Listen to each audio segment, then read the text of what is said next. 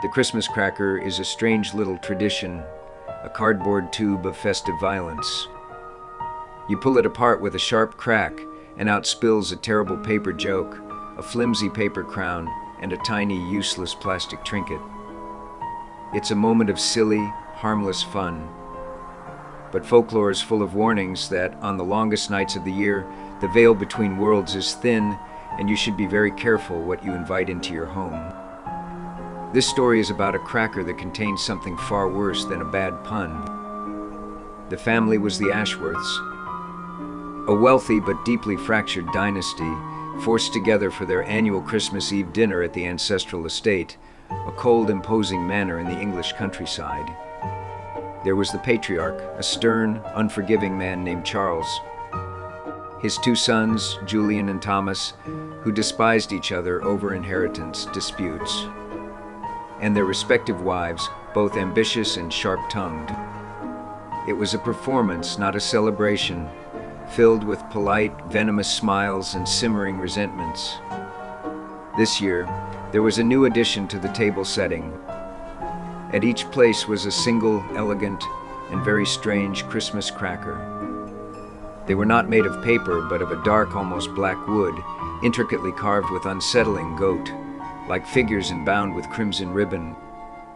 Charles announced he had bought them from a peculiar little antique shop in Austria on a business trip, a traditional touch.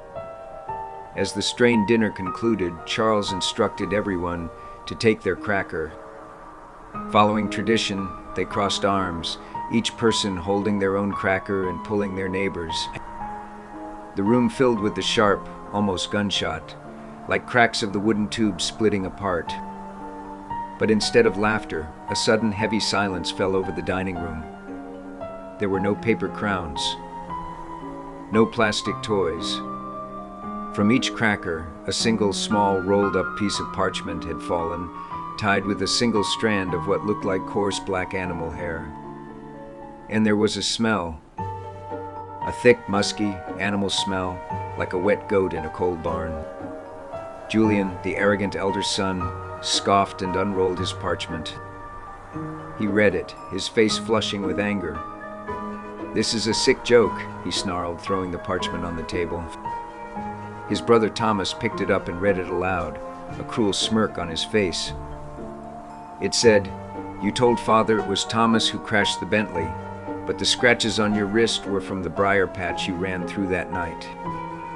It was a secret from their teenage years, a lie Julian had told to get his brother disinherited from a trust fund. No one else could have known the detail about the briar patch. Next, Julian's wife Catherine shakily unrolled hers. Her face went white as a sheet. Her parchment read, "The pearl necklace you lost last summer paid for 3 months of a secret apartment in the city." One by one, they were forced to read their secrets aloud, each one more venomous and destructive than the last. Thomas's cracker revealed his insider trading. His wife's revealed an affair. It was a cascade of poison, years of carefully constructed lies and facades being ripped apart with each unraveled scroll. Finally, only the patriarch, Charles, remained. His hands trembled as he unrolled the last piece of parchment. He stared at it for a long time, his stern face crumbling into a mask of pure terror. He refused to read it. Julian, his face purple with rage from his own humiliation, snatched it from his father's hand. He read it aloud, his voice dripping with venomous triumph. The fire at the old mill wasn't an accident. The insurance money built this house. The night watchman had a family. The room was plunged into a silence, so profound it felt like the world had ended. The family was completely shattered, their hidden sins laid bare on the polished mahogany table. And that is when they heard it. A heavy dragging sound from the hallway outside the dining room.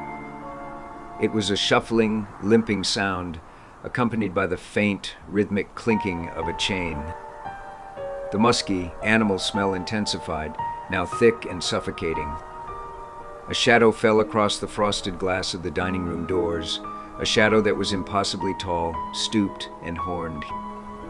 The doors, which had been closed, slowly creaked open. Standing there was a figure that had clawed its way out of the darkest corners of Alpine folklore. It was tall and gaunt, covered in shaggy black fur. Its face was a nightmare of elongated, cruel features, with a long, pointed tongue that flickered between yellowed fangs. Its feet were cloven hooves, and from its head curled two enormous, wicked-looking goat horns. It was Krampus, the shadow of St. Nicholas, the punisher of the wicked. And in its long, clawed hand it held a bundle of birch branches, and from its belt hung a rusty, clinking chain. It didn't speak. It just looked at them, its intelligent, ancient eyes glowing with a cold, malevolent amusement. It took a slow, deliberate step into the room, its hoof clicking on the marble floor. Then another. It walked past the terrified, weeping family members who were frozen in their seats, too scared to even breathe. It walked directly to the head of the table where Charles Ashworth sat, paralyzed, his face a mask of utter, soul-shattering horror. The creature leaned down, its hot, foul breath washing over the old man. It raised one long, clawed finger and gently, almost mockingly, tapped the piece of parchment on the table, the one that condemned him. And then it began to laugh, a low, guttural, rattling sound that seemed to shake the very foundations of the ancient house.